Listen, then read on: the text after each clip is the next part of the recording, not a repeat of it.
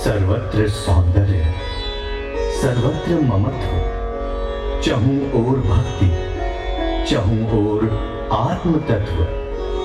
ऐसी अद्भुत शक्ति है काव्य में, जो जीवन के हर तार को छूकर झंकृत कर देती है। जब काव्य की महिमा की बात कही जाए, तो सबसे पहले हमारा मस्तिष्क जो विशाल छवि उकेरता है, वो छवि है महाकवि कालिदास की।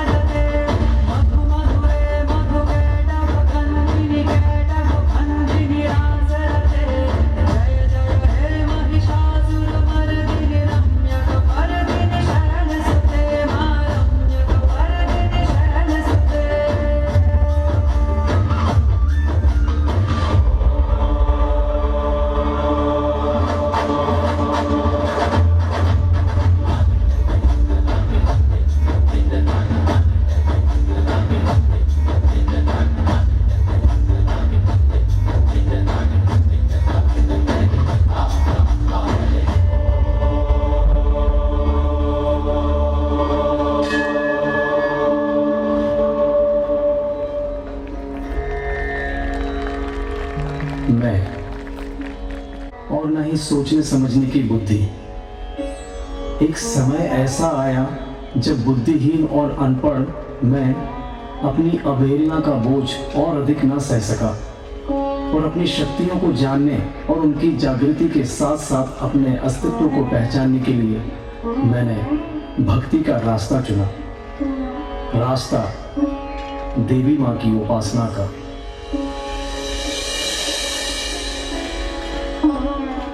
कालिदास, जो अपने काव्य में अलंकारों और उपमाओं का मेल करना जानते थे, सौंदर्य और सम्मान के भावों को आत्मा के शब्दों में गढ़ते थे और यथार्थ के कथानक की गरिमा को कल्पनाओं की स्याही में कुछ यूं पिरोते कि वो चरितार्थ हो उठते हैं।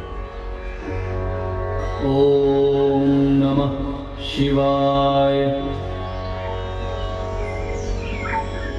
अरे देखिए, कालिदास की नायिका शकुंतला और उसकी सखियां इसी ओर आ रही हैं।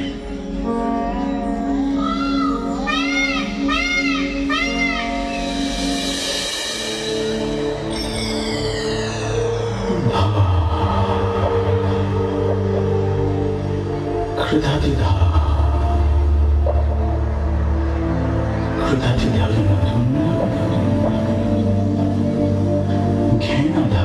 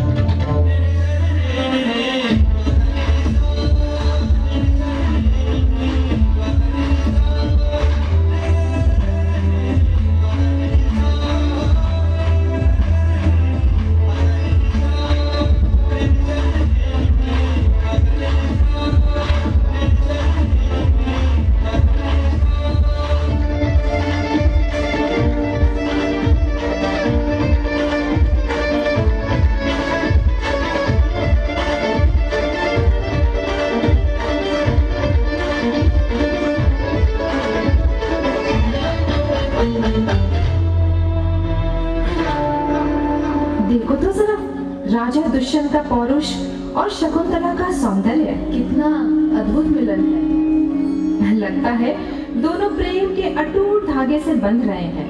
दोनों साथ साथ कितने सुंदर लग रहे हैं ना। कुछ समय बीत जाने के बाद। शकुंतला, हमें बुलावा आया है, अब हमें लौटना होगा। अब आपसे क्षण भर के लिए भी दूर होना मेरे लिए संभव नहीं है राजन। मुझे भी अपने साथ ले चलिए। आप चले गए और मुझे भूल गए तो?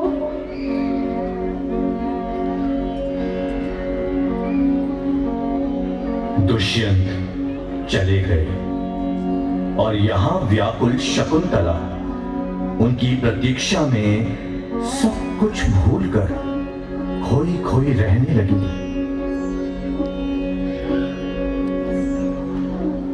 हे ऋषि कण्व, हे मुनिवर, कोई है? शकुंतले, हे शकुंतले, शकुंतला, जिसके ध्यान में खोकर तूने मेरी अवहेलना की है ना, उसकी स्मृति से तेरा चेहरा तो क्या, नाम भी सदा सदा के लिए मिट जाएगा। बस फिर क्या था, शकुंतला पर तो जैसे पहाड़ टूट पड़ा।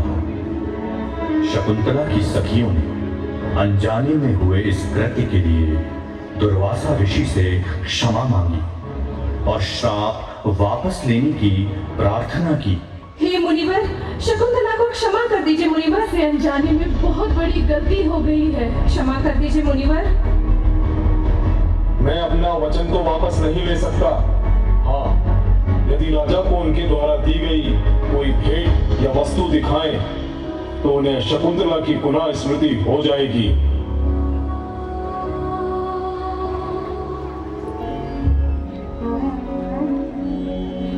और शकुंतला दुष्यंत के लिए उस मुद्रिका के साथ निकल पड़ी अपने प्रिय के राज्य की ओर। परंतु यात्रा के दौरान गंगा नदी में स्नान करते समय वो मुद्रिका उंगली से फिसलकर एक मछली के पेट में चली गई। इस बात से अनभिज्ञ शकुंतला दुष्यंत के महल जा पहुंची और दुखी हुई कि बिना मुद्रिका के राजा दुष्यंत शकुंतला को पहचान ही नहीं पाए। हताश शकुंतला अपनी टूटी हुई आशा और विरह में डूबा हृदय लेकर ऋषि मरीच के आश्रम चली गई। तभी संयोगवश वो मछली मछुआरे के हाथ लग गई और उसके पेट में मूल्यवान मुद्रिका देख उसे बेचने बाजार जा पहुंचा, जहां से राजा के सिपाही उसे पकड़कर राजा के पास ले गए। मुद्रिका देखते ही दुष्यंत को शकुंतला याद आ गई और वो तुरंत उन्हें लेने आश्रम जा पहुंचे। प्रिय शकुंतला, मुझे क्षमा कर दीजिए, मुझे सब कुछ याद आ गया है।